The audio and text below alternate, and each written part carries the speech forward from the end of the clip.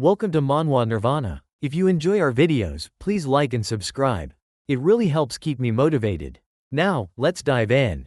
Our story starts with the protagonist introducing himself. His name is Ceres, and he is upright man. He shares that he activated a system not very long ago, as the person he locked onto would stir up the deepest feelings within their heart. But he originally refused to do so until he encountered the actual incident. What happened was that Ceres and his group were used as bait by higher authorities to lure out the enemies. It was all because they were of low grade, and the enemy was so powerful that they could not fight back. So everybody was running, but Ceres didn't want to. Here comes another lead role in the story. The demon princess named Yug. Yug laughs at Ceres and his group, asking if this was the power of human heroes, since they were so feeble and powerless, and no match for her great king. The companion of Ceres, a Class D hero named Bella, asks Ceres to run away because the Warcraft levels were too high, and he didn't have to worry about her. Bella said this because she thought he was an F-grade hero, so he didn't need to show heroics. Ceres responds by saying that he came to ensure the city's safety, so in such a moment, how could he run away? He asks Bella not to worry as he could handle Yug. On the other side, Yug was yawning, saying that humans were so weak they didn't interest her. Ceres said he wouldn't run away from the battle. At that time, his nose was bleeding, and seeing this, Bella tensely asked if his nose was bleeding. She then shouts at Ceres that just standing there facing them, her body could not withstand it. Yet he was still trying to engage in battles. Bella asks him to escape together. But it's too late, as one of the goblins told Yug that there's another person standing behind them. Hearing this, she moves towards Ceres, ordering her goblins to wipe him out. She tells the goblins to use Ceres' head to make a wine glass for her beloved king. Seeing Yug coming towards him, Ceres logged in his power and locked Yug as his target. Just a few seconds, she got locked with his power. Ceres was tense as Yug came very close to him and opened her mouth as if she was going to eat him. To his surprise, she kissed him instead. Due to this, his power was upgraded a little bit. Meanwhile, Bella was stunned to see the scene and shouted, asking Ceres what he was doing.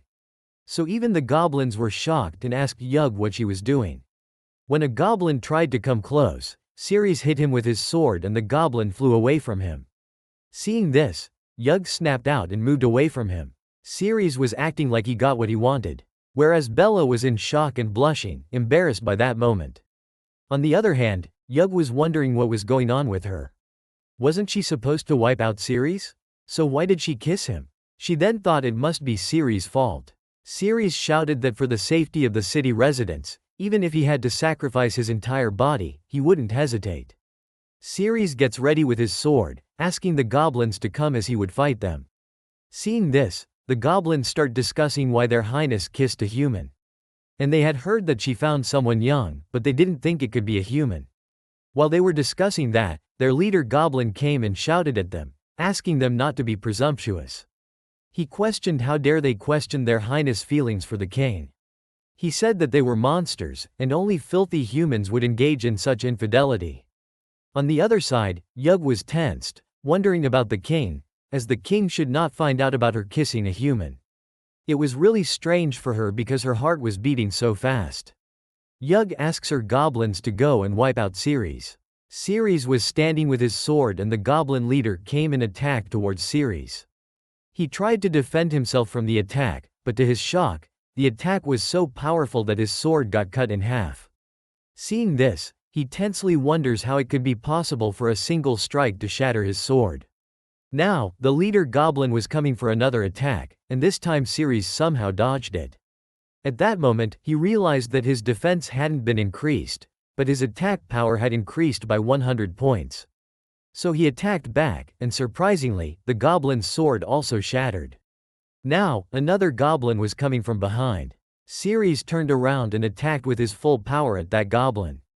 And the monsters got sent away, seeing which Bella was surprised to see that Ceres really sent the monsters away, realizing that a level F didn't have that much power. Ceres then tensely saw that the goblin he attacked with full power didn't get his body cut in half, as surprisingly, the goblin only got a scratch. While he was thinking and looking at the goblin in front, he got sneak attacked by Yug from behind. For relief, Bella saw it and warned Ceres about Yug's sneak attack. Ceres turned back and tried to block her attack by making a hand shield, but it didn't work and he got stomped by her. A big blast happened nearby. Still, Ceres was alive and suppressed, lying on the ground. Seeing this, the goblin saw a chance and ran towards Ceres to wipe him out. Ceres got tense as he had no power and no time to defend himself. To everyone's surprise, a big tail came in the way and slashed the goblin away from Ceres. It was none other than Yug's tail. Seeing this, the other goblins were in shock, and the leader goblin asked about it. Yug orders them that no one is allowed to move from their places, and those who dare to disobey her will be killed. Her face looked like she was embarrassed and wanted to do something romantic, but she shared with the goblin that she wants to teach Ceres a lesson by herself.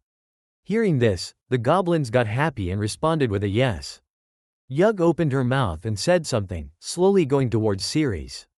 At that moment, her saliva fell on his ear, and his defense upgraded by plus 50 points. Seeing this, Ceres was wondering whether it was the price he had to pay for his power, as letting an upright person like him go through such things was simply an insult to his character. But then he thought that compared to the safety of the city residents, a little insult didn't matter much. Meanwhile, Yug was also confused about her actions, as she was strangely taking the initiative to do such things to a human. Thinking about it, she got frustrated. As a monster, she should stop it. But when she tried, it didn't work, as her body wasn't obeying her orders. Again, the goblins, seeing the scene, were confused, as their highness wanted to kill the human. But it was looking like something else was happening. Hearing this, the goblin leader again told them that they were being presumptuous, so they should open their dog's eyes and see it clearly, as their highness was looking for a breakthrough with him. If they didn't understand, they shouldn't speak recklessly. Slowly but surely, his defense and attack power rose up. So Ceres was wondering whether now he would be able to deal with the group of goblins. He tried to take out his broken sword. But the goblin leader saw it and warned Yug, so Yug grabbed his hand with her tail and then choked his neck. She then held him up in the air with a furious facial expression. Seeing this, the goblins got happy and started jumping in happiness, as their highness really wanted to wipe out Ceres. But again, she held back because of her strange behavior and will. She then went very close to him and asked if he dared to fight against them, the monsters. So, she threatened to strip him now.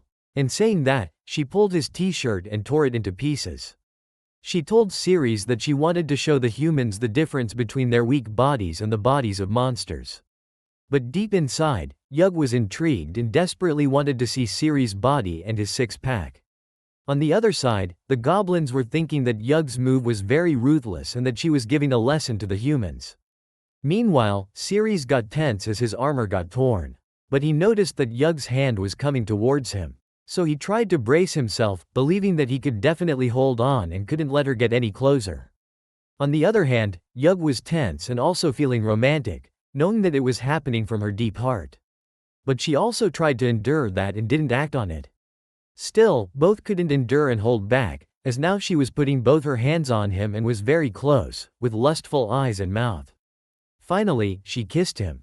Due to her teeth, he felt pain while kissing, and he realized that his current strength wasn't enough to fight those monsters.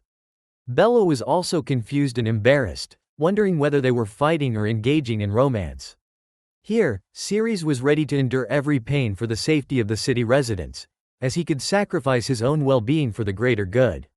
Even though she was holding him, now Ceres held her and pulled her towards himself for the kiss because he wanted to upgrade his power and defense. While the kiss was going on, he was upgrading, whereas the goblins and Bella were confused and shocked. Suddenly, the real king arrived, and upon seeing her kissing a human, he was greatly shocked. His sword fell from his hand due to the shock, and he called for Yug. Yug stopped kissing and looked upward with an embarrassed face. Even the goblins were shocked to see the king. The king's name was Demon Lord Bartley. Bartley, in shock, exclaimed that she literally kissed that human. Meanwhile, Ceres' system detected Bartley, and a critical hit was received by him, doubling all his bonuses and leveling up by 1 level. Now, King Bartley entered rage mode and shouted that he was going to kill him. Yug, in shame, told Bartley that it wasn't what he thought and asked for time to explain everything. Meanwhile, Ceres wondered whether his current level would be enough to fight the king. King Bartley furiously attacked Ceres, shouting at him to stay away from his beloved Yug. In an instant, Bartley reached near Ceres, and due to the attack, Ceres was thrown into the air and fell hard on the ground, the impact greatly affecting his body. Bella tensely asks if he's okay, to which Ceres responds that he could still hold on. Ceres then wonders why King Bartley suddenly appeared in front of him and why his attack power was surprisingly high. On the other hand, Bartley asks Yug if she didn't say it wouldn't happen again next time. Yug doesn't respond. Bartley is so mad that he's trembling, and he asks if she still remembers the last words she said to him, that if there's another time, let him have her wiped. So why on earth was she doing that? Surprisingly, Yug furiously responds that the reason for all of that is because of him. She questions why he came up so late and what he was doing all the time. Both Bartley and the goblins are shocked to hear that response and the questions she is asking the king. Yug again shouts that it's all because of him, as he came too late and almost led her to repeat the same mistake. She also said that he messed up himself, yet he had the audacity to question her and threaten her. Bartley was shocked and confused, trying to say something but he didn't know what to say. Before he could respond, Yug asks again why it took him so long to come and what he was doing during that time. So lastly, Yug became angry instead of Bartley and the game got fully changed. This is what a woman could do. Yet Bartley tried to make up for his mistake, asking Yug to not be angry as he was wrong. He explained that he saw many humans running away, so he went out to deal with them first. Bartley was begging her not to be angry, saying that he wouldn't do it again next time, so please don't be angry. The goblins witnessed the entire incident and were discussing it among themselves. Goblin 1 remarked that their king was truly affectionate towards the queen, to the point of humbly admitting mistakes. No wonder he managed to marry a queen like her, a formidable woman. Goblin 2 shared that the realm between him and the king was still far off. Perhaps he should continue to embrace the single life. Another goblin realized his mistake and decided to convey his feelings to his crush, Mrs. Satyr, the next day. On the other hand, Ceres was tensed and thought to slip away quickly while they were not paying attention, as the level between him and the Monster King was too big. There, Yug started crying, which made Bartley even more tense, and he continuously asked her to stop crying. The goblins were still discussing about them and Ceres while Bella was quietly running away from there. Ceres asks Bella if she could still walk on her feet or if he had to carry her on his back. Bella responds to him not to worry, as her leg was a bit fractured but she could still walk on her own. On the other side, Yug shares with Bartley that it's all because of him coming late, which led her to be tempted by that human, and they almost tarnished their pure and faithful love. She starts crying again, and seeing this, he asks her to stop crying. He says that if it's because of that human, then he's going to wipe out that human right away. He also asks if she wouldn't be sad if he kills that human, and she happily responds with a yes. She explains that he is her eternal love, and even in death, they would return to nothingness together. So how could she fall in love with other men? She also says that she just loves his majestic and domineering appearance. Until then, Bartley saw that Ceres and Bella were slowly running away. He became furious and shouted at the goblins, asking why they didn't stop those humans if they saw them running. The goblins responded that their highness had just issued an order not to interfere in her matter. He got furious, calling the goblins idiots, and furiously moved towards Ceres. In a second, he reached Ceres, who realized that Bartley had arrived. Bartley furiously asked Ceres how he dared to seduce his beloved woman, Yug, and then kicked him into the air. Ceres flew very far, and upon falling to the ground, he felt like his whole body was broken. He realized that he couldn't defend against the Monster King's attack, as the speed was so fast that it was hard to see. This meant he was no match for the Monster King at all. Bartley came very furiously towards Ceres, saying that he would split him in 2 parts. Upon reaching close and before attacking, he shouted that this was what Ceres had to pay for trying to seduce his woman.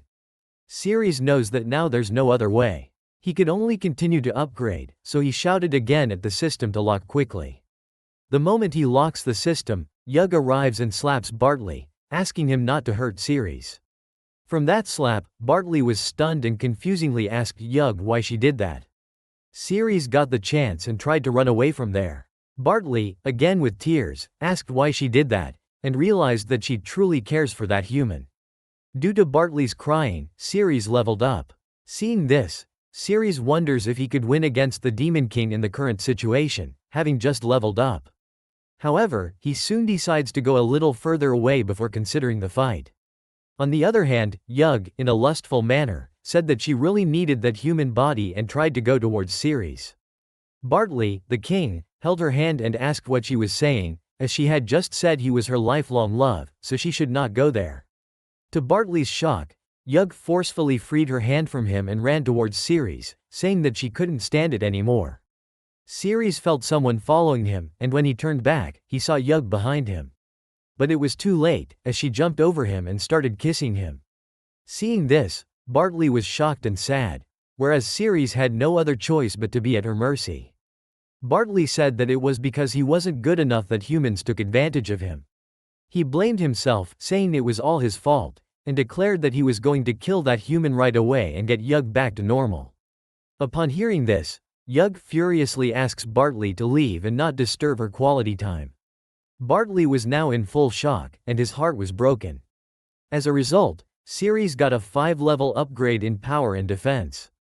Bella tries to barge in, shouting at Yug to leave Ceres and calling her a shameless monster. Ceres even tries to warn Bella not to come near them, but she doesn't hear and gets attacked by Yug.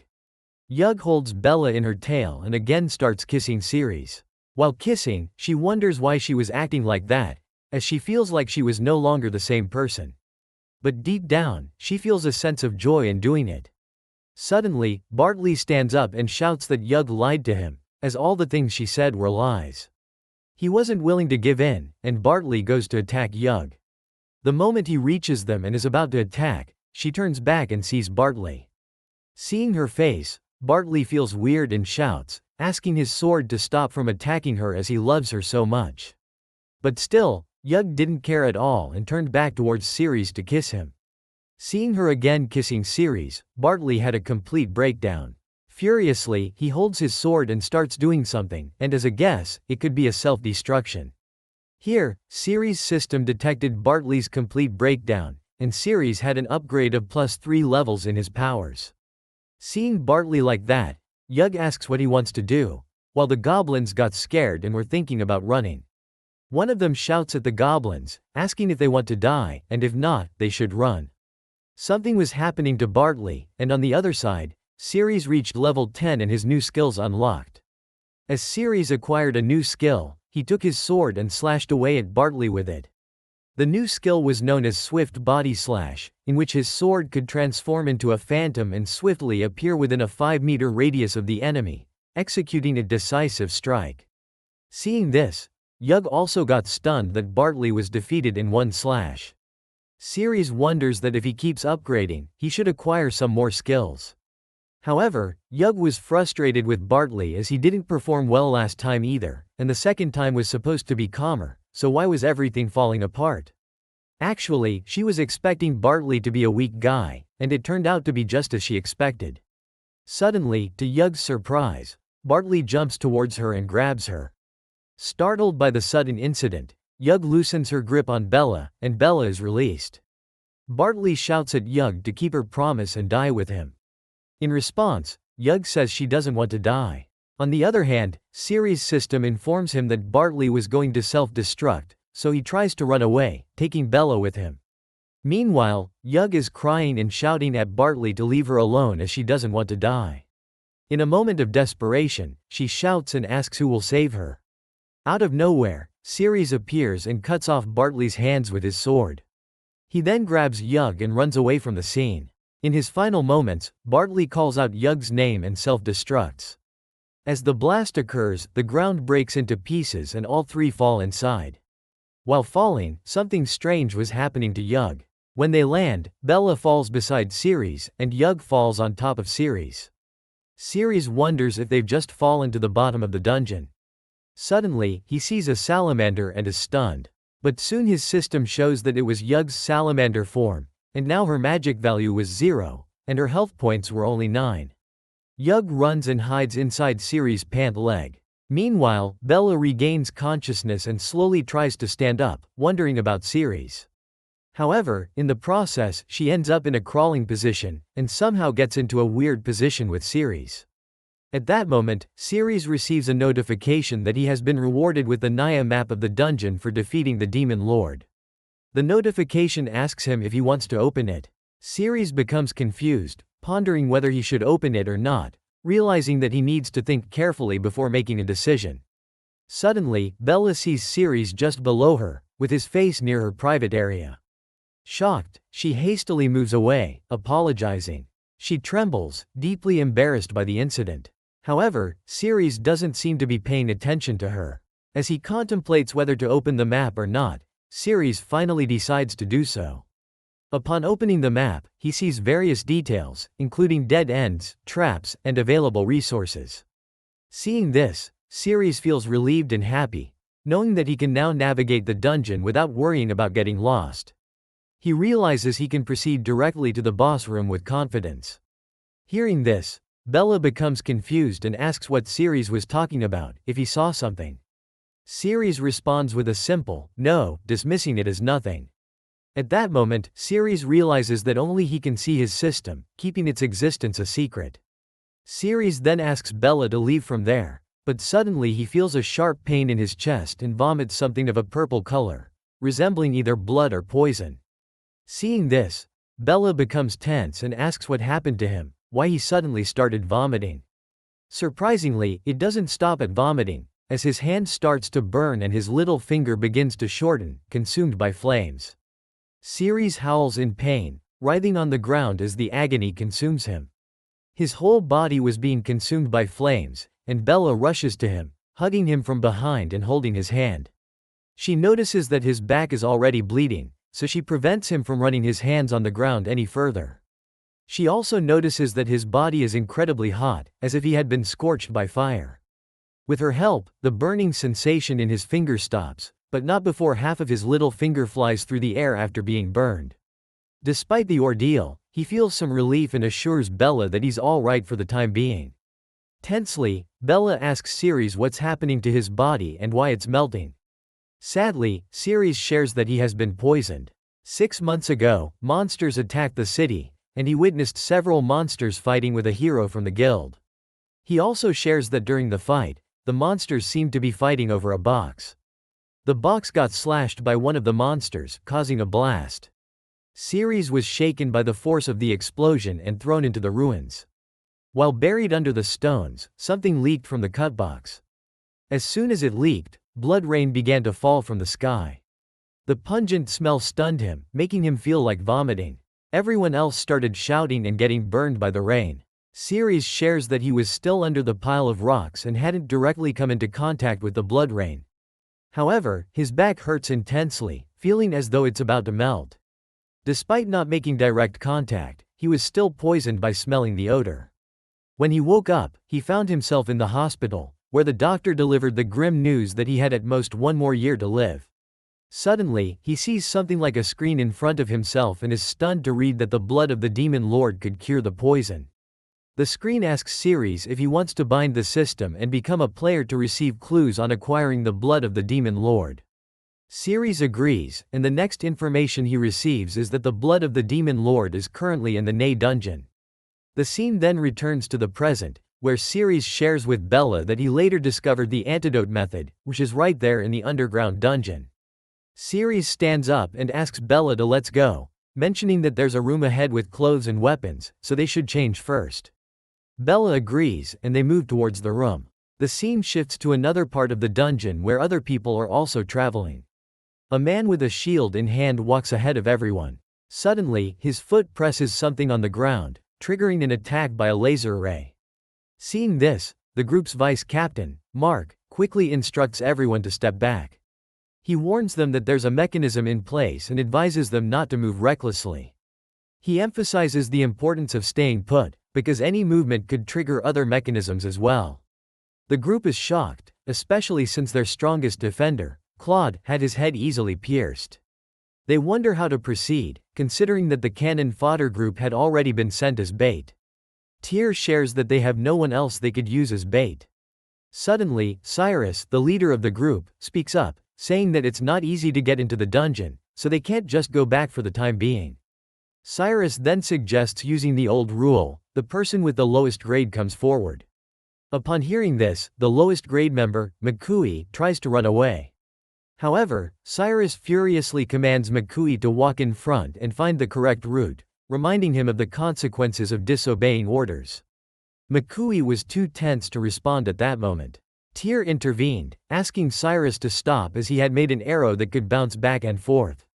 Tyr suggested letting it go and explore first, hoping to trigger at least one mechanism to increase their chances of survival.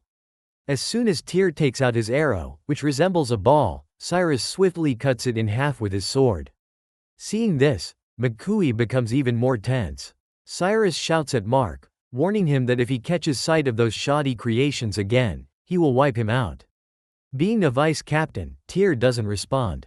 Afterward, Cyrus instructs Makui to get up and explore further. Makui, trembling in fear, takes slow steps forward. To his relief, when he takes his first step, nothing triggers any mechanism. Tensed, Makui struggles to decide which step to take next, contemplating among the many options. Seeing this, Cyrus shouts at Makui, asking him what he's dawdling about and urging him not to waste time, but to hurry up. Shaking and trembling, Makui somehow manages to move his foot forward and places it on the next step. Once again, he is saved as there isn't any mechanism triggered. Cyrus praises Makui for his spirit and urges him to continue hurrying up. Makui was overwhelmed with a sense of impending doom, feeling certain that he was going to die.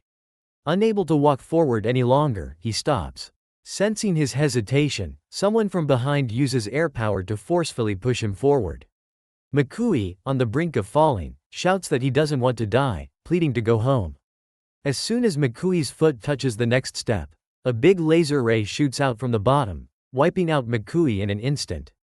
Everyone becomes tense, realizing that the attack came from below this time. They wonder if it's possible that the mechanism in the dungeon changes the attack location each time. Moreover, the beam of the attack always appears suddenly, making it impossible to perceive where it originates from. Cyrus stands silently for a moment before asking the person with the lowest grade to come forward. Suddenly, the door in front of them begins to open halfway. Tensely, they inform their leader, Cyrus, that the door is opening. Cyrus also becomes tense for a moment. But when the door opens fully and Cyrus and Bella come out, everyone feels relieved. They inform Cyrus that both of them were from the decoy team. Cyrus is stunned to see Cyrus and wonders if the members of the decoy team were supposed to be eliminated.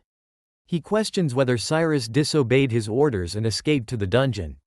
Cyrus's anger towards Cyrus likely stems from a combination of factors. The situation escalates as Cyrus confronts Cyrus with aggression, holding a sword to his neck.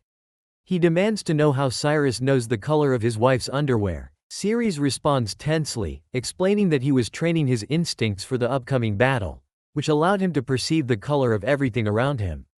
However, Cyrus dismisses it as a lie and is about to attack Ceres, demanding that he quickly explain the relationship between him and his wife. Cyrus's teammates intervene, urging him to calm down and reminding him that he can't kill someone in the city.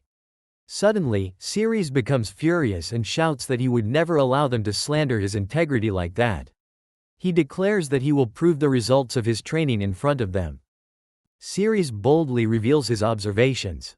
The first person wasn't wearing underwear. Cyrus was wearing pink underwear, and the other two were wearing couple underwear. Upon hearing this, the first person urges Cyrus to eliminate Ceres immediately, but the others oppose the idea, asking them not to take such drastic action. Express concern that if Cyrus were to eliminate Ceres in the city and the body were discovered, it would cause unnecessary trouble for everyone. Cyrus asks for their suggestions and they propose the idea of putting Ceres in the bait group. This would eliminate their need for direct involvement in Ceres' fate and potentially mitigate any fallout if his body were to be discovered. As the scene returns to the present, Ceres wonders how he ended up encountering a raiding party when he had only come there to exchange equipment. It appears that they are adding to the confusion of the situation. Ceres then commands Ceres to come to them, asserting his authority as a captain. Hearing this, Ceres wonders if Ceres once again wants the lower-level members to walk through the mechanisms as bait. Before Ceres could respond, Tyr advises him not to move and shares his suspicion that Ceres and Bella managed to survive, implying that they may have found a safe route. He suggests following their route to avoid the mechanisms, thus sparing the team members from unnecessary risk. Ceres responds by emphasizing the urgency of defeating the big boss of the C-grade dungeon. He mentions that they have already sacrificed numerous valuable combat team members for this cause and there's no time to turn back now. Ceres challenges Mark, asking if he's truly acting in the best interest of the team. He suggests that if Tyr doesn't agree with his decision, he is free to leave. Mark's silence speaks volumes as Ceres turns his attention back to Ceres. He questions whether Ceres' intuition has been trained and asserts that it's time for him to contribute to the team. Ceres warns Ceres to understand the consequences of disobeying orders, indicating that he expects full cooperation and participation from everyone. Despite agreeing to Ceres' request, Ceres hesitates when Bella raises concerns about the road ahead. She suggests looking for another route and finding solutions to the issue they may encounter. Ceres pauses, realizing the validity of Bella's concerns and the importance of considering alternative paths for their safety. Ceres responds by reminding Bella that Captain Cyrus had already given the order for him to proceed. He reassures her not to worry, confident that he will be fine. With determination, Ceres takes the first step forward without any hesitation, surprising everyone with his resolute obedience to Cyrus' command. As Ceres proceeds, the others wonder if he's being too reliant on his intuition to predict the mechanisms. Without hesitation, Ceres moves 3 steps forward. Everyone is stunned when he doesn't get hurt even after taking 3 steps, attributing it to luck. As Ceres continues to move forward without triggering any mechanisms, the others become increasingly shocked, wondering why he hasn't encountered any traps yet. 1 step forward, Ceres hesitates before placing his foot down.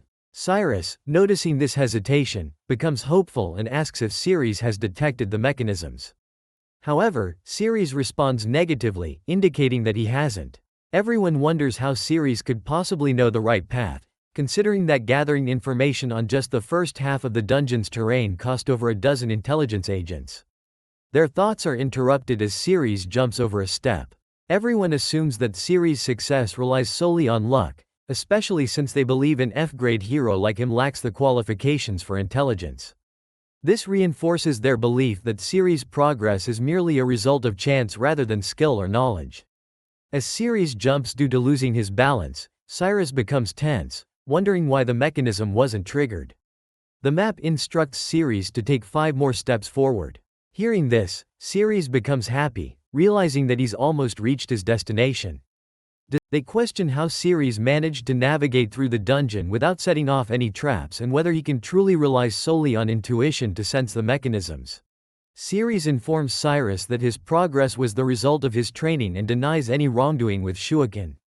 However, Cyrus remains skeptical, putting his sword to Ceres' neck and expressing doubt about the validity of Ceres' intuition, considering it nothing more than luck. Cyrus asserts that luck eventually runs out and orders Ceres to lead the way from there if his intuition is truly reliable. Suddenly, Ceres saw some mushrooms on the ground.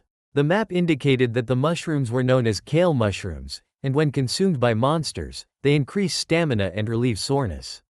However, if a human consumes them, they may cause diarrhea. Upon learning about the mushrooms, Ceres wondered whether Yug was hungry.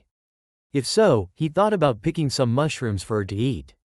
Ceres then picked the mushrooms and pretended to like them as if he intended to eat them himself. While picking up the mushrooms, Ceres was wondering if it was too bad he was a human, so maybe only licking them wouldn't hurt him. He was actually doing that because he didn't want to show that he had Yug, but Cyrus noticed Ceres picking something up, so he asked about it. Ceres was about to explain about the mushroom, but before he could, Cyrus snatched it from his hand and ate it, saying that after conquering the dungeon, all resources of the dungeon belonged to the Heroes Guild and his crusade squad, and that Ceres wasn't qualified to take anything without authorization. Cyrus again ordered Ceres to get to the front. Ceres responded that there were no traps behind the door and they could proceed directly. Ceres then said that if that was the case, Ceres should go ahead and open the door. Ceres was stunned. Seeing this, Ceres asked what was wrong and added that he wouldn't let his team members with combat skills take the risk. He told Ceres to stop nagging and go open the door. Ceres approached the door and was about to open it, so Cyrus ordered everyone to stay alert. However, the mushroom started to take effect and Cyrus began having stomach problems. He became tense and wondered what was wrong with his stomach. On the other hand, Ceres easily opened the door. Tyre again asked everyone to stay alert, as something unexpected might pop up suddenly. Slowly, people near Cyrus started smelling something bad, and it was none other than the gas Cyrus was releasing. Cyrus knew this wasn't good for him. Meanwhile, Ceres started moving further inside. Cyrus shouted and asked what was in there, but deep down, he was tense, wondering why his stomach was acting up at such a crucial moment and whether he should apply a bit more pressure when gripping. Suddenly, he realized that the mushroom from earlier might be causing it. He decided he couldn't risk intense movement now, as it would start leaking. With a weird smile, Ceres told everyone that, from his observation, there were traps everywhere in the area. Suddenly, out of nowhere, Ceres started running, asking his teammates to keep up with his pace and run together. Cyrus shouted at Ceres, telling him he wasn't allowed to run and to walk slowly. It was an order. However, Ceres didn't hear it and kept running. Everyone else was running behind, wondering what was wrong and why they were running. They speculated if there was something behind them. Meanwhile, Cyrus released gas due to his upset stomach. He became even more tense as he realized he couldn't hold it any longer. Smelling the odor, everyone thought it was something dangerous, so they started running faster. Someone remarked that the smell seemed familiar, to which Cyrus, embarrassed, shouted at the person, asking them to stop talking nonsense and telling everyone to keep running. Otherwise, they would get poisoned. Upon reaching a place, Ceres stopped due to exhaustion. Cyrus furiously called out to Ceres. Ceres asked what was wrong. Cyrus then asked if Ceres knew the properties of those mushrooms and if he ran on purpose. Ceres acted innocent and responded that he didn't know what happened to those mushrooms. Cyrus thought for a second and responded with a dismissive, "No," as if it was nothing. A teammate of theirs came and asked Cyrus to sit on a stone and take a rest, but Cyrus furiously kicked him, urging everyone to pull themselves together and keep moving forward. He also pointed his sword at Ceres, warning him that if Ceres dared to run again, he would immediately strike him down. Ceres tensely responded with a yes and moved further. Along the way, he warned about the traps to ensure they didn't step on them. It was highly effective, as just beside them, a dragon was sleeping, and if they stepped on that tile, it would awaken. Slowly, they reached the last area, and Ceres thought to himself that it should be the final showdown. At that time, Cyrus was wondering that the further they went in, the fewer the mechanisms were. Not a single mechanism had been triggered, and they also hadn't encountered a single monster all the way. So, Cyrus speculated, could it be that Ceres had been in the dungeon before? He also thought about what he was thinking. It couldn't be possible that Ceres had been in the dungeon before, as if Ceres was with his team. He probably would have been eaten by the D-level monster at the entrance, let alone reaching where they were. Suddenly, Ceres interrupted his thinking, saying that if they went further, they should almost be at the big boss's room. Hearing this, Cyrus thought that if they had already reached the boss room, then Ceres had no value left, regardless of his luck or anything else. Ceres had reached the end now. Ceres was standing below a sharp-pointed object, so Cyrus took out his sword, and with a little magic power, he tried to cut the sharp-pointed object. He successfully cut it, but it was still going to fall on Ceres. Ceres was happy, thinking it would be a reasonable accident for an F-level dungeon explorer to get killed by a mechanism. However, Ceres' luck wasn't that bad this time. He got saved unexpectedly by a monster. The monster attacked Cyrus, but the falling stone got in the way and was crushed instead. Cyrus noticed the attack, but it was too late as he got hit by the monster's tail. Everyone tensely shouted and asked whether Cyrus was okay, but to their shock, the monster came up behind them. Due to the attack, the place collapsed a bit, and a wall formed between Ceres and the others from the falling stones. On the other hand, Cyrus felt relieved that he reacted to the attacks and managed to block them with the help of his sword. Otherwise, he would have definitely died. Meanwhile, Ceres was checking the stone wall and realized that it was over. He was trapped. Suddenly, he heard a voice asking why there was a human in the dungeon. When Ceres turned back to see, it was a woman. The woman named Sadiel remarked that it was disgusting to see a human there near her. The monster, a puppet scorpion of level B+ belonging to Sadiel, stood in front of Cyrus and his team. Tyre shouted at everyone to be ready for battle, while Bella was tense because she found it hard to lift the sword they gave her. Tyre ordered the tankers to come forward and block the movements of the monster, not letting it break through. The tankers stood in front of them with their shields raised. Tyre then instructed the archers to quickly shoot from behind, taking advantage of the distraction created by the tankers. The archers followed the order and shot arrows at the monster. The arrows hit the monster, prompting Tyr to instruct the archers to keep shooting. However, the monster roared loudly, exerting a force that repelled all the arrows shot at it. Everyone also found it hard to stand in that force, and Tyre was shocked that the sheer force of the monster alone repelled all the arrows and their attacks had no effect. Suddenly, Cyrus stood up and asked why they were all standing still like statues, and that they should not be frightened by the aura of the monster. Cyrus tried to motivate them, saying that there was just one monster and they could defeat it easily. Meanwhile, Ceres also heard another voice and wondered if the voice he heard was that of another monster. Out of nowhere, a scorpion tail came towards Ceres to attack, but somehow Ceres dodged it, wondering what it was. Just then, the scorpion itself tried to attack Ceres with a lunge, but Ceres once again dodged it. He then stood still and asked the monster to taste his fist with 3190 attack power. With just one punch from Ceres, the scorpion puppet's body got a hole, and slowly all its parts blasted and scattered here and there. Sadiel was impressed seeing that Ceres actually shattered one of her scorpion puppets with just one punch. At that moment, Ceres was wondering that the antidote which could cure the poison on him was in the room just ahead where the boss was, so he couldn't afford to expend more energy on meaningless battles. So he thought to use the map and escape directly, sparing himself. Sadiel came close and shared that it didn't matter because she was planning to throw away things that had been touched by disgusting humans. She also told Ceres that she originally used the monster to twist his face, but now she had to do it herself. Seeing Sadiel, he got stunned as it was a female monster again. Ceres responded to her that his head wasn't a melon or something which she could easily twist off with her hands. Hearing this, Sadiel responded that she wouldn't touch his disgusting body with her hands. She then explained that although he could deal with outside humans with just his hands, she was actually using her hand to control the scorpion puppets with the help of a string.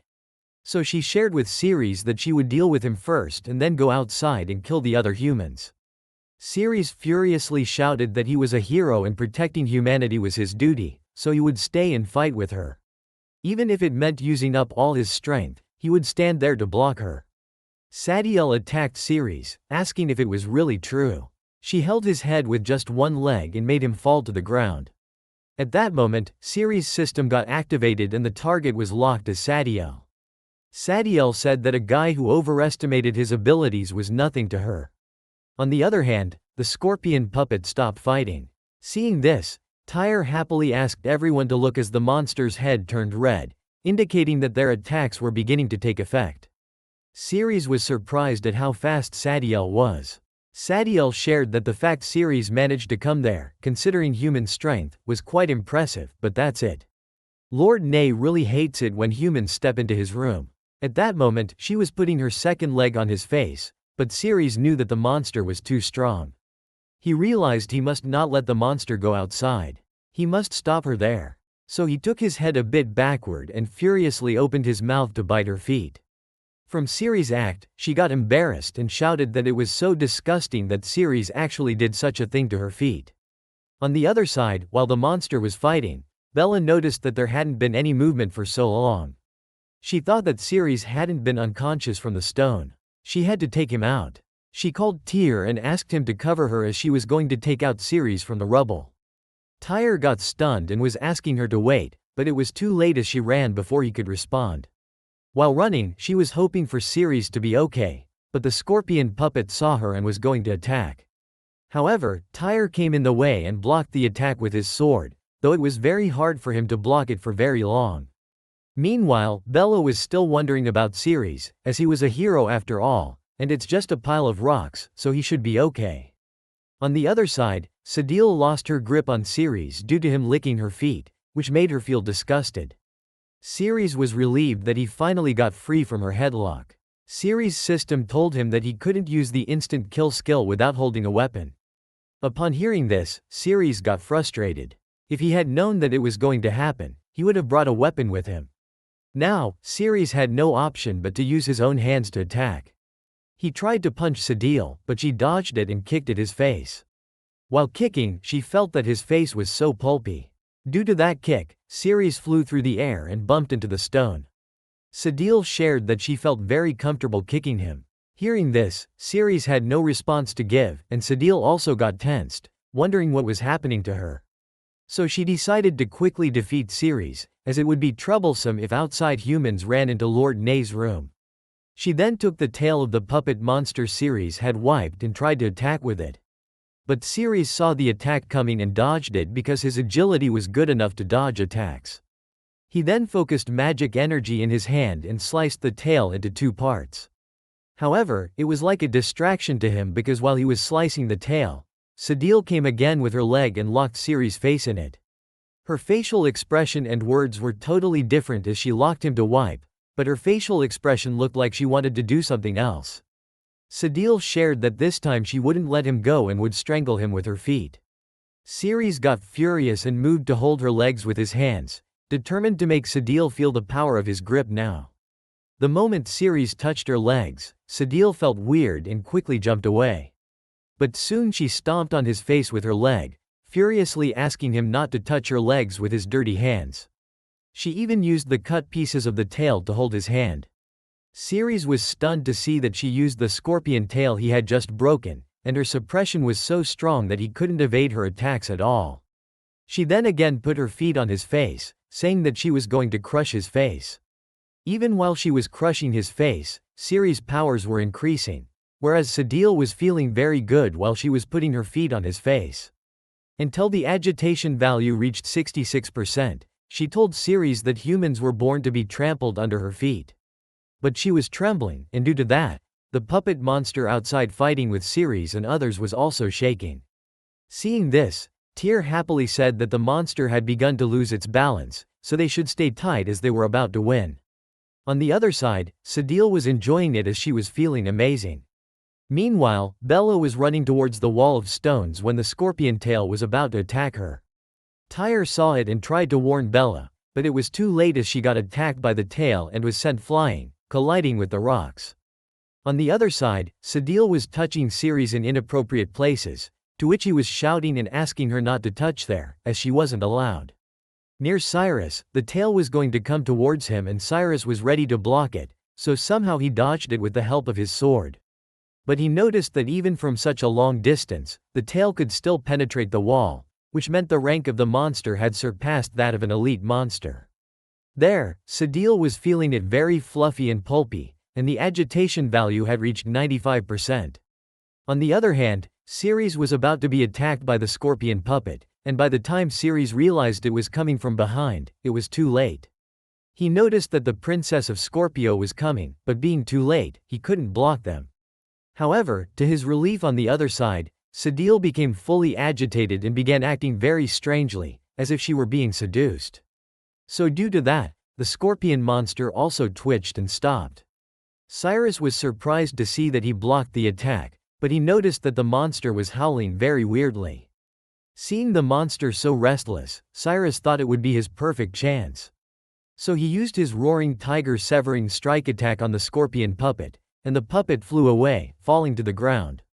Seeing that, everyone got happy and started praising Cyrus for his power, as just with a single strike, he easily wiped out that monster. On the other hand, the agitation value was at 98%, which is why Sadil was acting so strangely.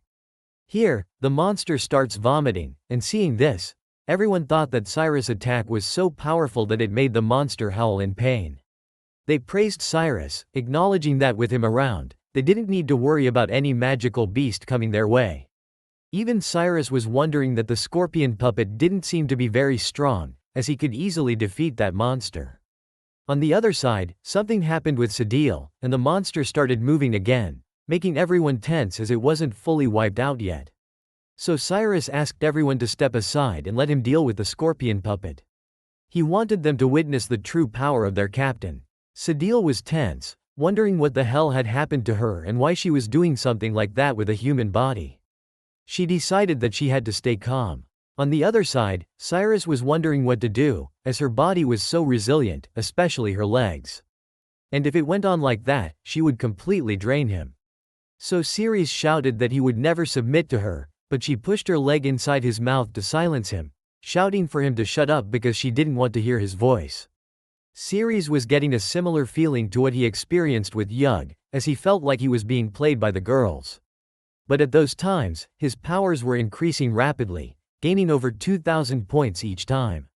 On the other side, the scorpion puppet was fighting with Cyrus, but due to Sadil being seduced and losing her temper, the monster wasn't fighting at full power. Cyrus saw that the monster was losing its power, so he used his sacred whirlwind slash attack, and the monster went down. Everyone was happy that Cyrus used his signature attack to defeat the monster, but then they noticed that the monster was still continuously roaring. They murmured that Cyrus was so strong that he had beaten the monster to the point of unconsciousness, causing it to roar uncontrollably. Cyrus then shared that the monster was nothing but a punching bag in front of him. Even Tyre praised Cyrus, saying he was so strong that he defeated the monster with a single strike. On the other side, Ceres's defense increased by 3,304 points, and his agility increased by 4,310 points, making him much more powerful. Sadil was enjoying the moment, but suddenly she heard the voice of her lord Nay asking why it was so noisy outside. Hearing the voice, she got tense and jumped off the body of Ceres. She stepped back and tensely wondered whether it was over. As for a moment, she had actually forgotten Lord Nay's command. She must quickly wipe out the filthy humans and make amends for her mistake. Lastly, Ceres's attack power increased by 10,000 points. He became so powerful that he exuded a killing aura and asked Sadil whether she still wanted to continue playing with him. Sadil got tense seeing his atmosphere, as it was completely different from before. Ceres's chilling and oppressive presence was like that of Nay-sama. She wondered if she had to fight against someone like him. Seeing his killing intent, she ran away from him. Ceres was confused about why she ran away and whether he should go after her. However, he decided to forget it, as his goal was to obtain the blood of the demon god in the boss room. It was better not to consume physical strength, as Sadil had already drained too much of his energy. On the other side, while everyone was praising Cyrus and his bravery, Bella tensely ran towards the walls of rock to find Ceres. But before she could reach the wall, she saw someone breaking it with their legs. When Ceres came out, he was surprised to see Bella. Bella asked him if he was alright and if he didn't get hurt. Ceres responded that he was completely fine. But Bella, still observing everything, noticed that he was covered in dust and she expressed concern that while it might not show on the surface, there could be internal injuries. She even suggested that he let the medical team take a look. Ceres laughed and responded that he was truly fine. So Bella told him that if he felt unwell, he should let her know immediately. Ceres responded with a simple, okay. Meanwhile, Tyr was trembling with fury, seemingly harboring something in his heart for Bella. Cyrus asked everyone to listen, stating that from that moment on, they were going to follow behind him as he wanted them to witness his true strength, as he was going to defeat the boss alone. Hearing this, everyone was amazed and started praising their captain's mightiness. Cyrus was elated, thinking that the dungeon's danger level was certainly not at C rank. It was probably pushing at D rank at best. So, when he would return to the guild and share his achievements, it would surely lead to a promotion, which was a significant gain for him. The scene then shifted to Lord Nay's room, where Sadiel shared with Nay that there was a very powerful human outside. She didn't know what method he used, but his initially feeble strength skyrocketed to an unimaginable extent in an instant. She asked Nay to be more careful when facing that human. In a weird voice, Nay asked Sadiel what she commanded her. Tensely, Sadiel responded that she commanded her to guard the door and not let any creature enter his room. Upon hearing this, Nay furiously asked if she knew that. Then what the hell was she doing out there with that human? Sadiel got tense and was about to respond, but before she could, Nay attacked her. A great blast occurred behind her, but the ray of light passed through her, instantly defeating her. Nay shouted that she didn't want to hear her lame excuses. After that, Nay picked her up with magic and threw her onto the corpses of many monsters and humans, saying that she should just become firewood. At that moment, Sadiel was murmuring that she didn't want to die yet. When Sadiel got thrown onto the corpses, a pond emerged with a green liquid substance inside. Nay shared that after waiting so long, she had almost finished using thousands of humans and monsters as firewood, and the blood of the demon god had finally begun to boil. Suddenly, someone barged into Nay's room by breaking the door. Hearing the sound of the door getting broken, Nay turned back and asked who was so brave and dared to set foot in her room. Cyrus responded that it's him, her daddy, who came to beat the hell out of her. Siri saw the blood of the demon god, and his system told him that the blood of the demon god could eliminate toxins in his body after consuming it. Nay asks if Cyrus was the powerful human that Sadiel mentioned. Siri also wonders if the green blood was the one that could detoxify him. Cyrus then asks everyone to listen to him, stating that no one was allowed to take action without his command, as he wanted to take on the boss of the C-rank dungeon by himself. Everyone starts cheering for Cyrus to go and defeat the boss, showing the power of humans and what they could do. Siri was amazed to see that the thing placed on that platform was actually the blood of the demon god. Meanwhile, Cyrus was running towards Nay to defeat him, and everyone else was cheering for Cyrus. Upon reaching close, Cyrus jumped in the air and told Nay to feel his terror. However, Nay just used her thumb to counterattack, and in that attack, a fierce yellow light ray emerged, burning all the armor Cyrus was wearing. Cyrus also got thrown into the air and crashed into the wall. Seeing this, everyone got shocked and ran towards Cyrus to ask if he was okay. Nay asked if they only had Cyrus as the most powerful human being, and concluded that Sadiel was really useless. On the other side, Cyrus was shocked and wondered that the monster's attack didn't make any sense, as it shattered his A-rank armor with just one strike. Fortunately, he was wearing the S-level soft dragon scale armor that his brother gave him underneath. Otherwise, he would certainly have bid life goodbye. His teammates asked if he was alright, but Cyrus was still lost in thought, wondering what was going on with the underground dungeon and why there were so many differences in strength between monsters. He thought that it wasn't a good idea to fight those monsters head-on, so it would be better to use his team members to exhaust the monster's strength first. Then he would take action when the monster didn't have much strength left. In this way, his chances of winning would be a bit greater. Cyrus stood up and asked everyone to follow his order, charging forward and showcasing their own expertise. However, Tyr interrupted him, suggesting that a full charge assault without formation could result in many unnecessary casualties. He recommended sticking to their previous formation, with tankers using their large shields in front. Cyrus furiously asked Tyr whether he was questioning his judgment or trying to defy his commands.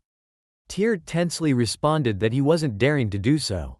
Cyrus then told Tyr to stop talking and do whatever he was ordering. Cyrus then ordered everyone to pick up their weapons and charge forward, assuring them that he was their solid support and there was no need to be afraid. Everyone agreed and moved angrily towards the dungeon boss, Nay. Nay was also ready to attack back and said, "Here comes a bunch of humans who don't know whether to live or die, as their flesh and blood don't even qualify to become sacrificial altar firewood." Nay then shouted that she wanted to show them the difference between humans and monsters and unleashed her despair-inducing disparity attack on a large scale. Most of them were burned down in that attack. Ceres held Bella and Mark, getting them out of the range of the attack. Most of them were burned and some were injured.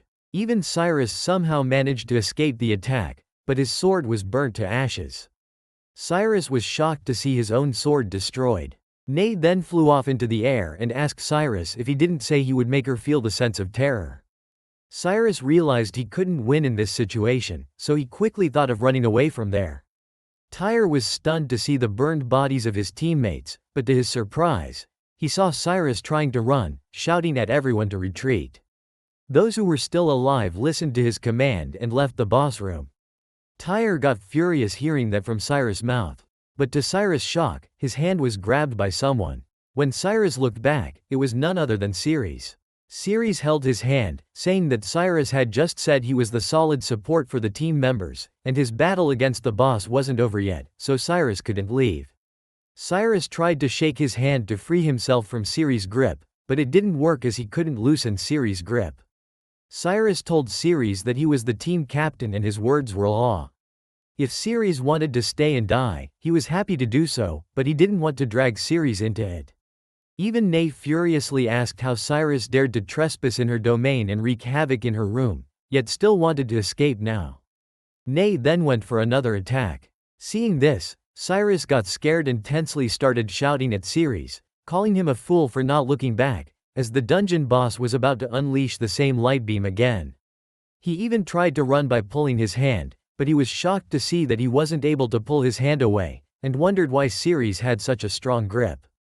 Cyrus again asked Ceres to let go, as the boss was aiming at them. But Ceres wasn't moving, so Cyrus got furious, thinking that he could defeat the boss on his own and also couldn't pull his hand away from Ceres.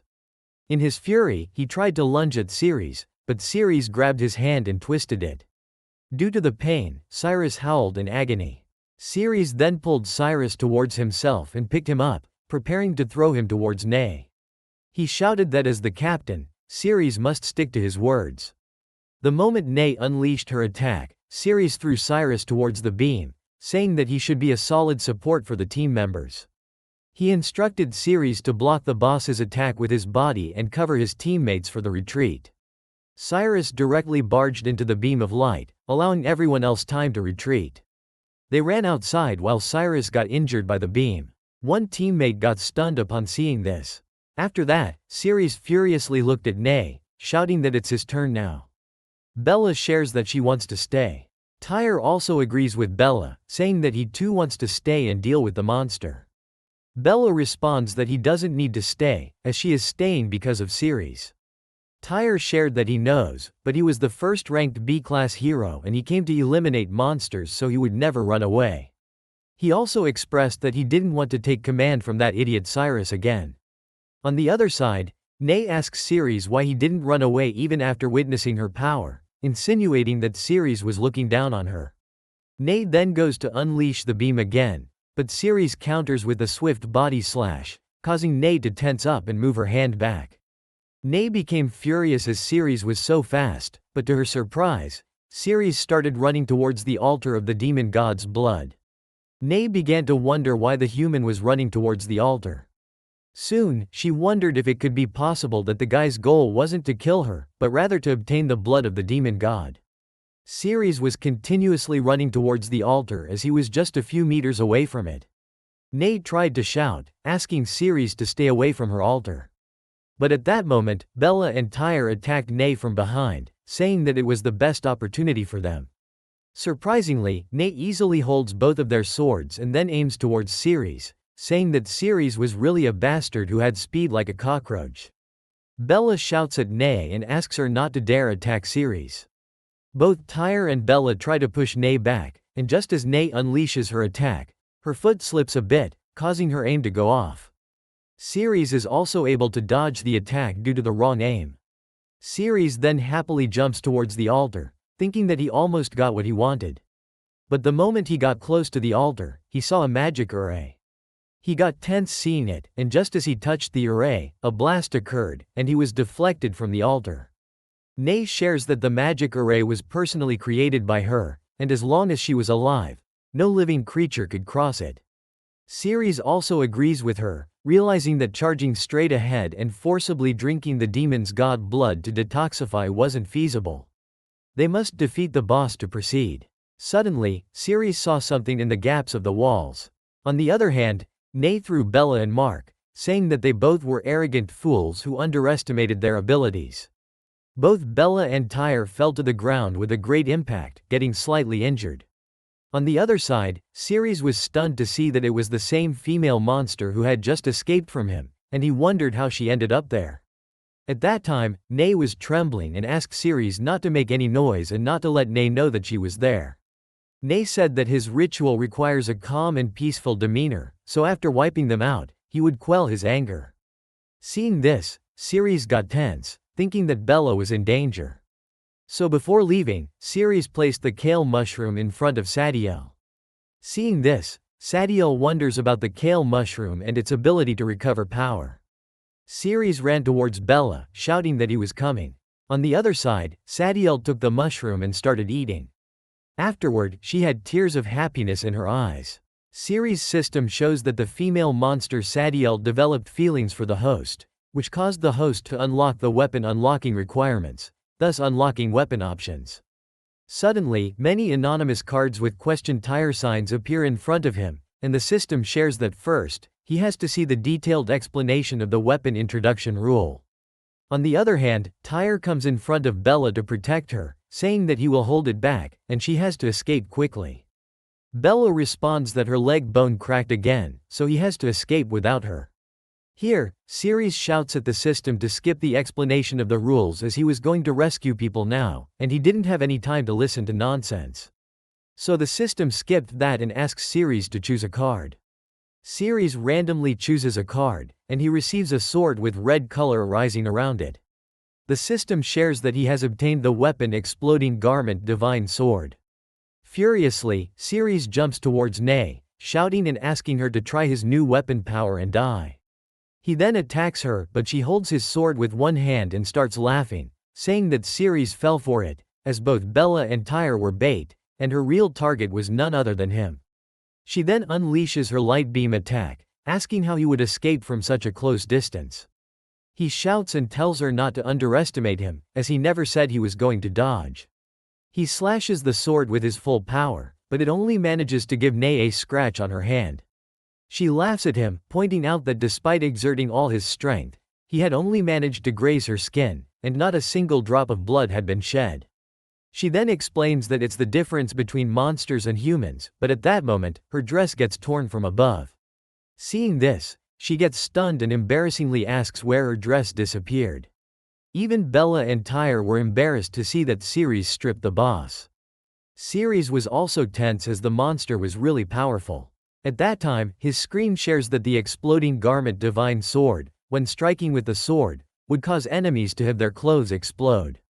When the enemy was naked, it would trigger the ultimate move, Divine Sword Descent. Nay got furious with Ceres for what she considered a despicable move, and for that, she was determined to wipe him out anyhow now. Ceres tried slashing her again, but this time she dodged it.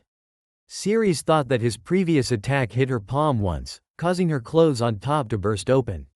In other words, he just needs to do it one more time, and he could knock off the robe underneath by attacking her legs. Afterwards, he would knock off her face mask, triggering the ultimate move. So all he needs to do is get close to the boss and keep using the skill Swift Body Slash. Ceres was sure that Nay wouldn't escape, and he could land an attack on her.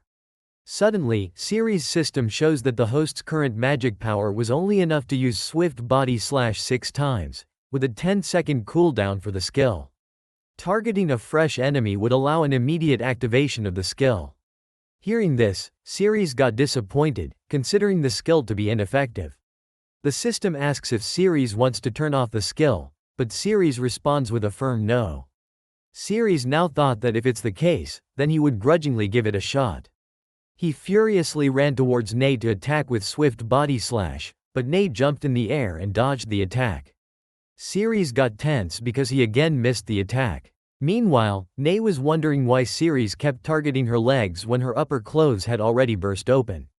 Did Ceres want to strip away her robe also? Just then, Ceres came again for an attack, but this time Nay furiously kicked at his face. Ceres received a big impact on his face, causing him to fly through the air due to the attack. Somehow, with the help of his sword, he manages to stop himself and lands on the ground. However, he was in deep pain as his nasal bone was almost broken, causing him significant discomfort. However, he then remembers the excruciating pain of his body melting after the toxin breakout, and he realizes that the pain of his broken nasal bone was nothing compared to that. Ceres becomes even more furious and runs towards Nay to attack, shouting that the little pain was nothing at all for him. Slowly, every passing second felt like an eternity as Ceres neared Nay, and as he reached her, the countdown also reached 1.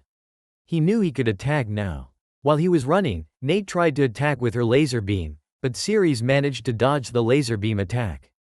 Nay was tense seeing it, so Ceres goes for attacking with Swift Body Slash from a clash, wondering how Nay was going to dodge the attack from so close. Ceres hits her, feeling like he succeeded in landing the attack, but it's actually that he attacked her tail, and she was flying in the air. Nay shares that she never said she was going to run away. She also shouts that if it weren't for her fear of exposing herself, she could make bigger moves, and just with his speed, She could have beaten him to ashes a long time ago.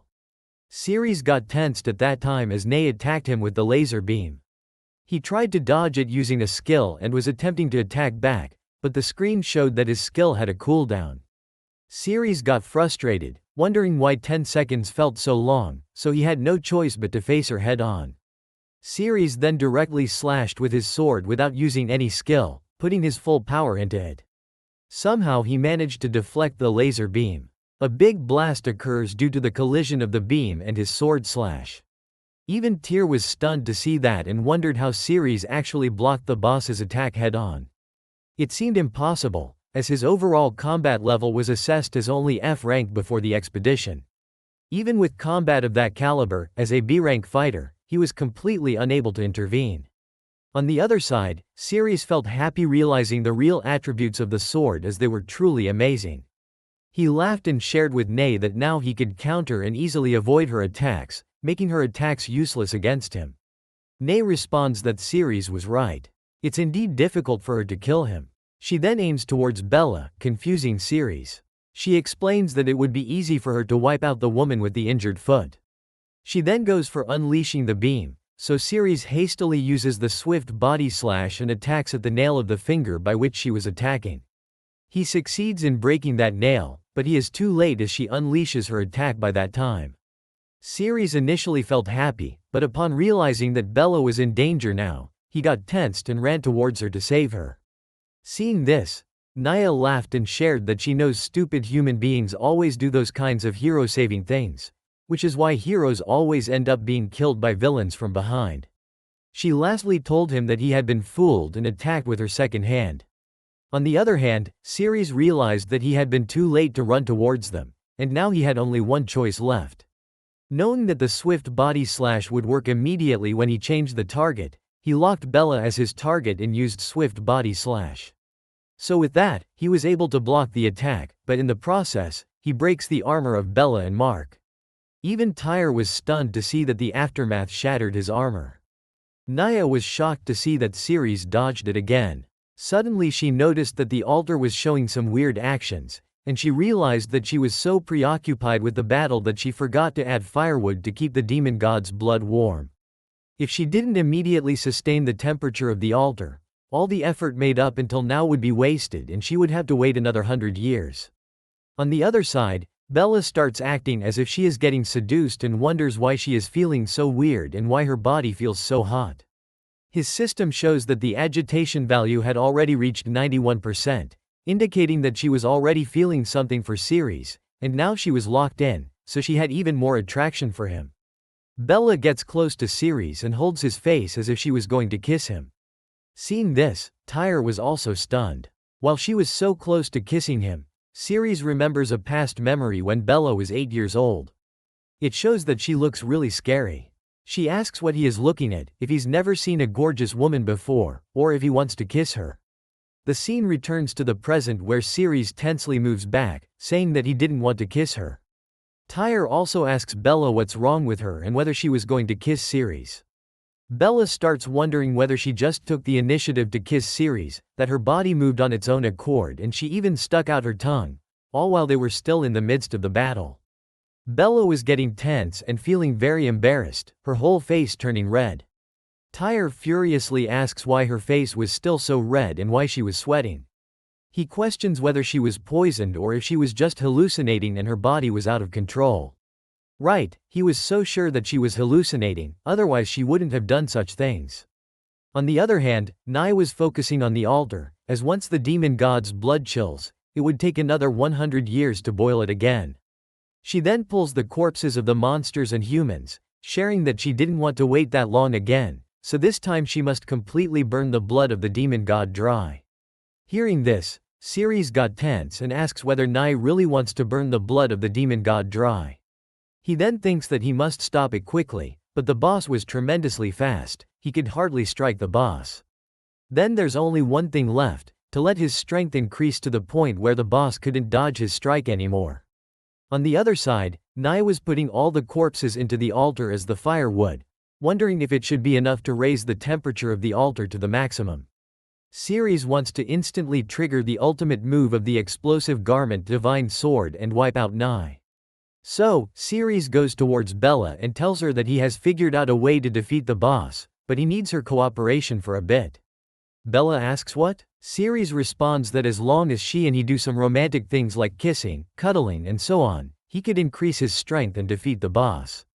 Hearing this, both Bella and Tyr feel embarrassed, and even Tyr wonders how Ceres could say such vulgar things with a serious expression on his face.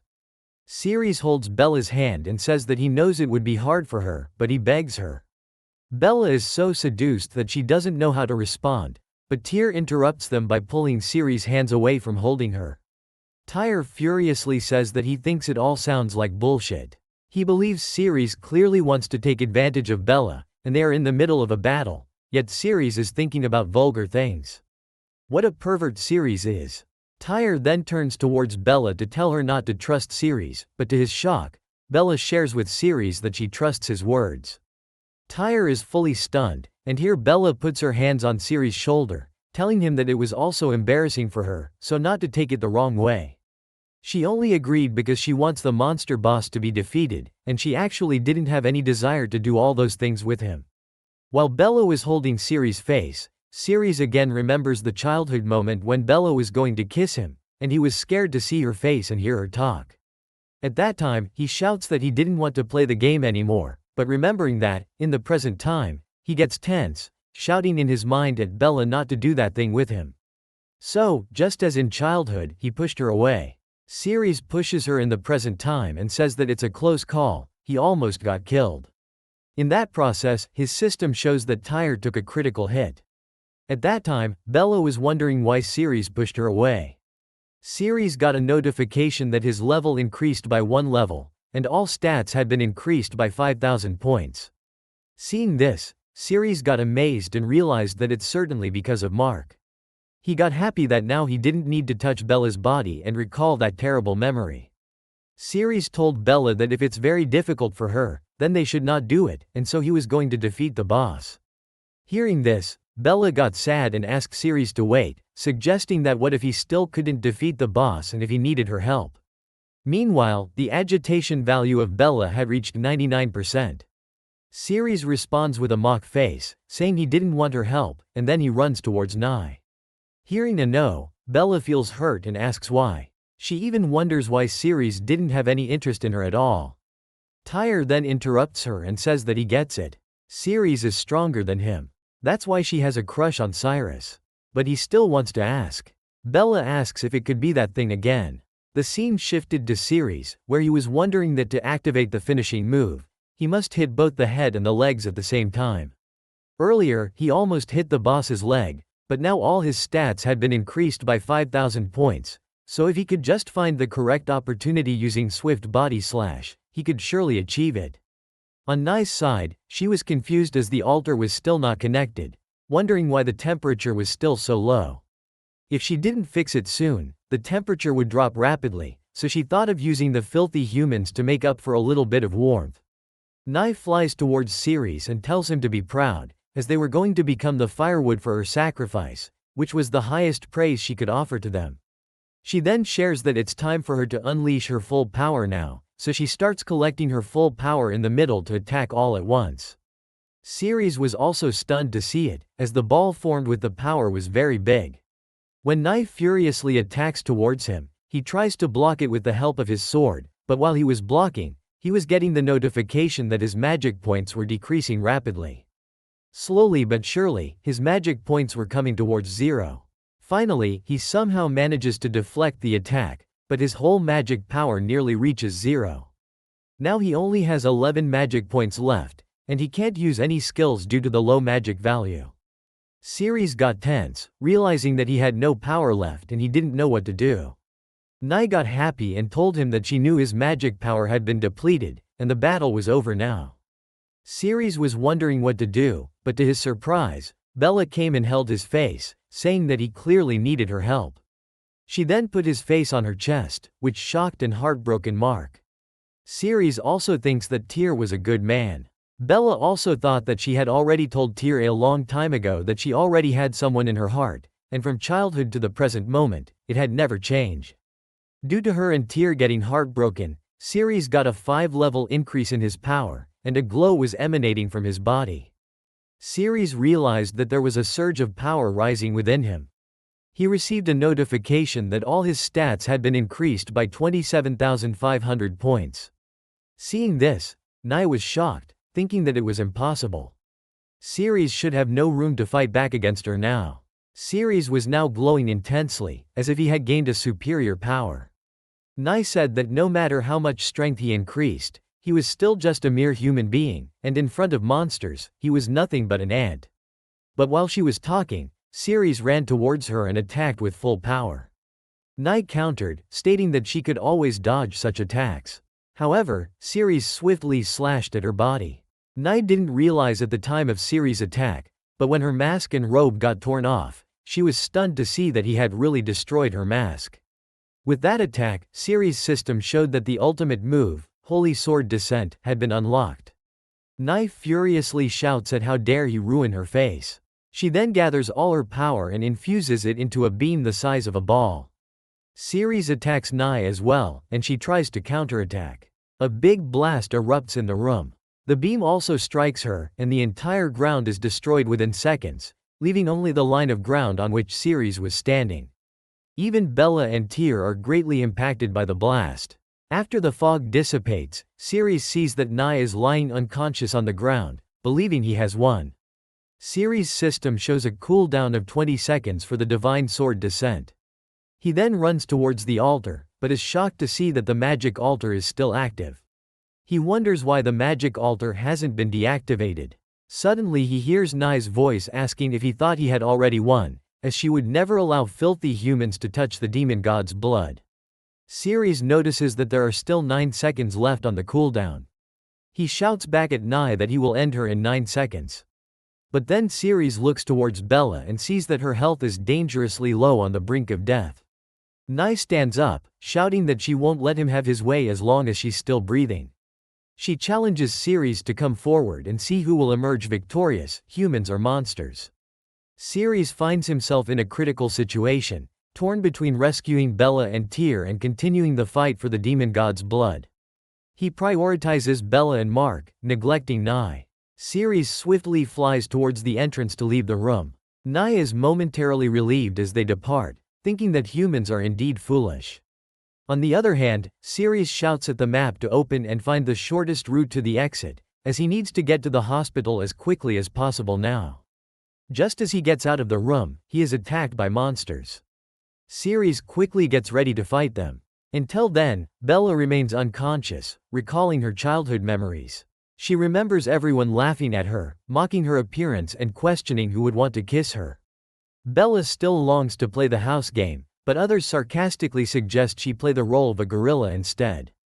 At that time, Ceres was approaching her and some children tried to warn him not to go near her, saying he would get infected and turn into an ugly freak. To their surprise, Ceres slaps one of the boys. The scene shifts to the present time, where Ceres easily defeats the monster with a swift body slash attack.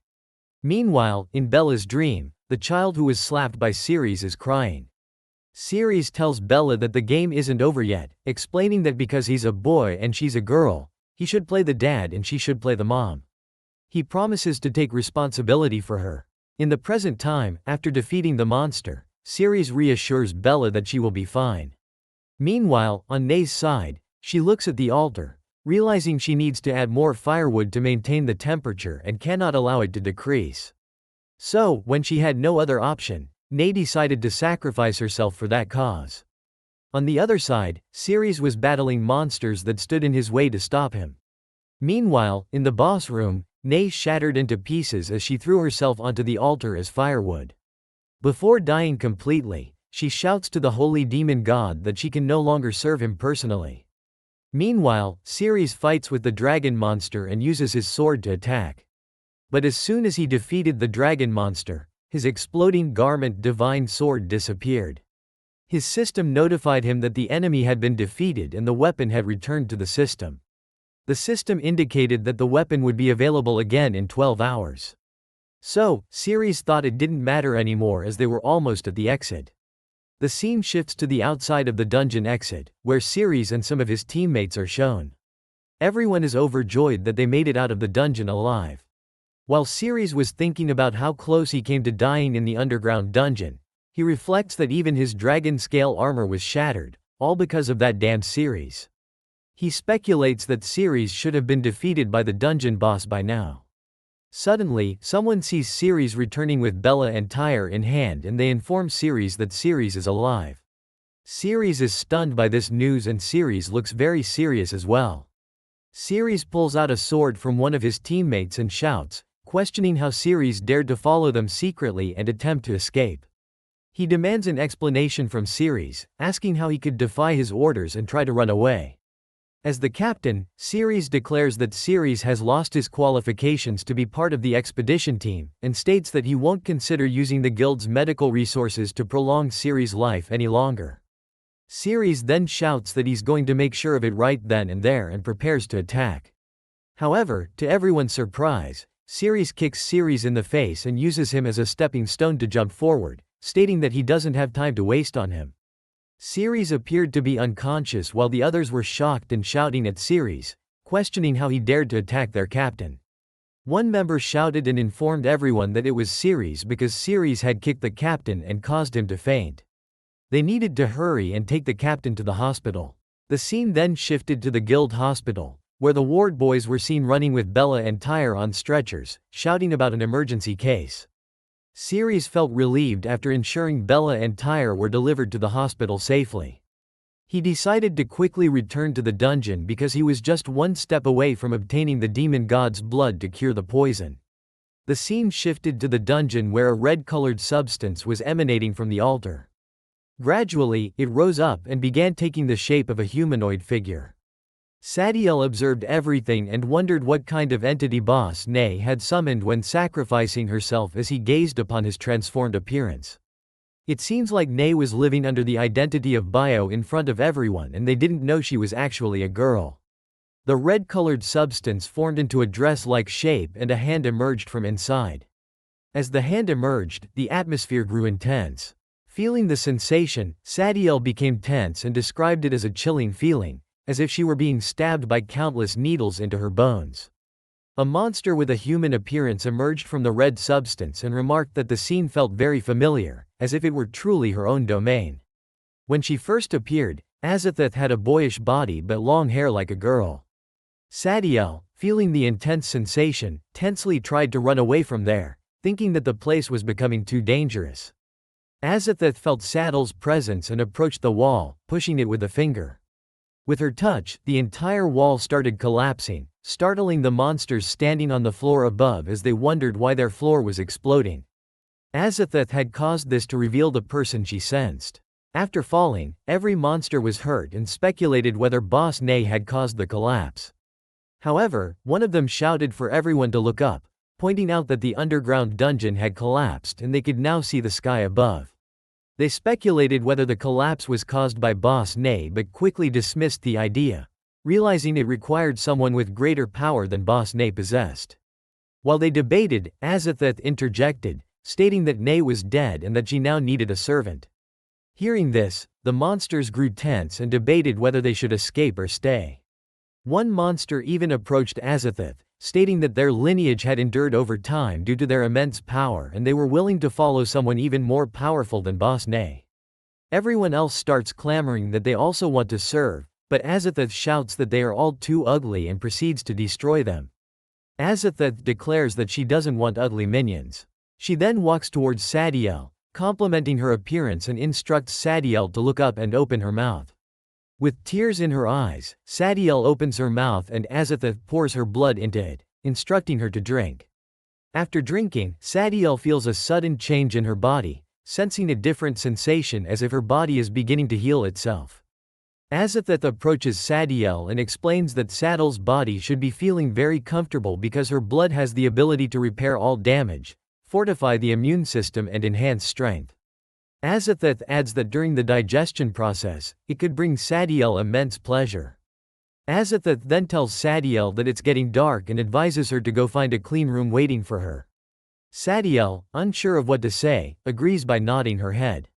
The scene then shifts to the guild's headquarters, where it shows Darren holding Cyrus's head. Darren, visibly furious, demands to know what Cyrus said about the mission failing. Cyrus apologizes to Darren and explains that if he loses his position as captain, Darren would have to take over and audit the remaining assets of the guild's investigation team. He urges Darren to come up with a solution to the situation. Cyrus also tries to convey that if it's discovered they have been secretly selling the guild's resources, it would be a serious issue. However, Darren pushes Cyrus back and shouts at him to keep quiet, stating that he already knows that. Darren then asks Cyrus if he just said someone in his team went against his orders. Cyrus confirms this and mentions that the person's name is Cyrus. Darren checks the document and sees that Cyrus is an F-rank hero. He instructs Cyrus to place all responsibility for the failure on Sirius and orders that he be sentenced to death for desertion. The scene shifts to the dungeon, where Sirius is confused to see its collapsed state. He rushes towards the altar to check if his antidote is still intact, but he is shocked to see that it's empty. Meanwhile, Sadiel quietly waits for Azathoth, sitting in place. Suddenly, Azathoth puts her hands on Saddle's shoulders, prompting Sadiel to ask Azathoth not to do it. Surprisingly, Azathoth hugs Sadiel from behind, and Sadiel is stunned. She feels something soft touching her back. Sadiel, who initially thought Azathoth was a boy, becomes confused as she tries to reconcile this perception with the soft sensation she is feeling. Out of nowhere, Azathoth whispers something in Saddle's ear, causing her to be seduced by it and move aside from the hug. Embarrassed, Sadiel turns back and is stunned to see Azathoth, whose appearance has suddenly changed to that of a proper girl. Azathoth asks Sadiel if she doesn't like hugs. Confused, Sadiel asks how Azathoth could change like that. Azathoth explains that there's nothing surprising about it, as at night she loses all her strength and reverts to her true self, a girl. Azathoth also explains that during the night, Sadiel must protect her and eliminate anyone with ill intentions towards her. She warns Sadiel not to attempt to harm her or escape, as consuming her blood during the day allows Azathoth to resonate with Saddle's blood, potentially causing Saddle's body to dissolve instantly even at night. Sadiel is compelled to obediently listen to her instructions. On the other hand, Sirius is tense as he searches everywhere in the dungeon for the blood of the demon god, but can't find it. He wonders if the blood of the demon god must be hidden somewhere in the dungeon, holding on to hope. Sirius asks the system to open the map so he can scout every corner of the dungeon thoroughly. Here, Azathoth explains to Sadiel that she doesn't want things to end up like this, but her heart is sealed within the Heroes Guild, preventing her from being in her complete form. As a result, at night, she transforms into a weak human, but as long as she waits until daytime and restores the power of the demon god, they will head to the Heroes Guild headquarters to retrieve her heart. When that happens, every monster in the world, whether it's day or night, will once again bow to the might of her power. Suddenly, Sadiel hears footsteps approaching, so she moves to go and investigate. Azathoth stops Sadiel and instructs her that during any fights, she must stay within a 5-kilometer radius. Azathoth warns that if Sadiel exceeds this range, she will consider it an attempt to escape and threaten to dissolve her body. Azathoth asks Sadiel again if she understands, and Sadiel responds with a yes. On the other side, Ceres' system informs him that the blood of the demon god is in Nai's underground dungeon. Ceres is happy to learn that it's indeed in the dungeon. Ceres runs towards the room where Azathoth and Sadiel are staying, thinking it's the last room of the dungeon he hasn't checked yet. Before he reaches the room, Sadiel hides beside the door, ready to attack him. When Sadiel attacks Ceres with a kick, he easily dodges it. Sadiel is shocked to realize it's the same human she met earlier that morning. Meanwhile, Azathoth starts feeling strange and wonders what's happening as her body twitches unexpectedly. This usually only occurs when she's close to her heart. Sadiel asks why Ceres came back when Nai was already dead. She urges him to leave the dungeon before daylight. Ceres is stunned to see Saddle's body, which has regained enough strength to fight. He then asks Sadiel if she enjoyed the mushroom-flavored treat he gave her. Hearing this, she gets embarrassed and responds that it wasn't tasty at all. It was the most disgusting mushroom she had ever eaten in her life. She tells him to get lost, but Ceres' system shows that Saddle's favorability rating is at 71%. Ceres is happy to see this, and comments that she is blushing, and her favorability towards him is higher than he expected. Before he could finish speaking, she kicks towards him, saying he was talking nonsense, and she didn't have any liking towards him at all. She kicks again, this time hitting her own face, and she crushes it, expressing that her feelings towards humans were just disgusting. But suddenly, to her surprise, his body disappeared from beneath her leg. She is stunned, and when she turns around, she sees that he is running towards the room. Sadiel wonders how he managed to escape after she clearly stepped on his face. Ceres explains that he has urgent matters to deal with, so they can play later. As he reaches the door, he senses that the blood of the demon god is behind it. Before he can open the door, Azathoth opens it herself, and accidentally, Ceres puts his hand on her chest. He is shocked to see a human girl there in the dungeon. Realizing his hand is on her chest, he quickly retracts it. Sadiel asks Azathoth why she came out. Due to Ceres placing his hand on her chest, she furiously grabs his hand and squeezes it. Out of nowhere, a spark of light emanates from that spot, and she is stunned to see that it's her heart. She then wonders why her heart was in that part of a human. Ceres pushed Azathoth back and tensely asked her to let him go, questioning what she was doing with him. Ceres' system then revealed that the human girl was his blood of the demon god. Ceres was stunned and wondered how his antidote had turned into a human. Without thinking, he grabbed her hand and made a cut on her palm to drink her blood. He then drinks her blood, wondering if her blood could be his antidote. Upon this act of Ceres, Azathoth feels strange and twitches. After drinking the blood, Ceres' system shows that his poison hadn't been cured, and his remaining lifespan was 101 days. Ceres asks and wonders how her blood could be ineffective. Azathoth smiles, thinking that since she had turned into a human, her blood was naturally ineffective. Just then, Sadiel interrupts them by kicking Ceres' hand and asking him to release Azathoth. But Ceres easily dodged the kick and stepped back. Azathoth then wonders how her heart was absorbed by a human and transformed into an essence stored in his filthy body. So, now if she wants to regain her power, she had to forcibly absorb that part back into her body from him. After doing so, his body would dissolve into a pool of blood as punishment for using her power without her permission. Ceres then wondered if other liquids from her body might have the antidote effect. He decided to first take her away and then consider it further. As he moved slowly towards Azathoth, to his surprise, something emerged from underground. It was actually a monster named Ghana, who was of boss level. Ghana happily shouted and shared with Azathoth that even from thousands of miles away, she sensed her presence, and the sensation bewildered her senses, stirring inside her. Ghana also mentioned that she had never removed the bell Azathoth bestowed upon her, proving her unwavering love for him. Ghana then asked Azathoth if she could devour her now, stating that after that, Azathoth would only belong to her. Sadiel was stunned by this while Azathoth looked tense, but suddenly, to her surprise, Ceres picked her up in his hands and started running towards the hole in the wall, jumping outside of it. While jumping, he wondered how a boss-ranked monster could appear in the dungeon so suddenly, so he thought that he must take Azathoth to a safe place first. Ghana also jumped through the hole, following Ceres, shouting at him to give Azathoth back to her and not to run away. The scene then shifted to a few seconds later at the Heroes Guild, where Ceres had taken Azathoth, thinking it was a safe place. He was relieved that he had finally managed to lose Ghana, who had been chasing him. In the hall, Ceres was sitting beside Azathoth. Azathoth tensely asked where he had brought her. Ceres responded that it was the Heroes Guild in Zone Z, his home.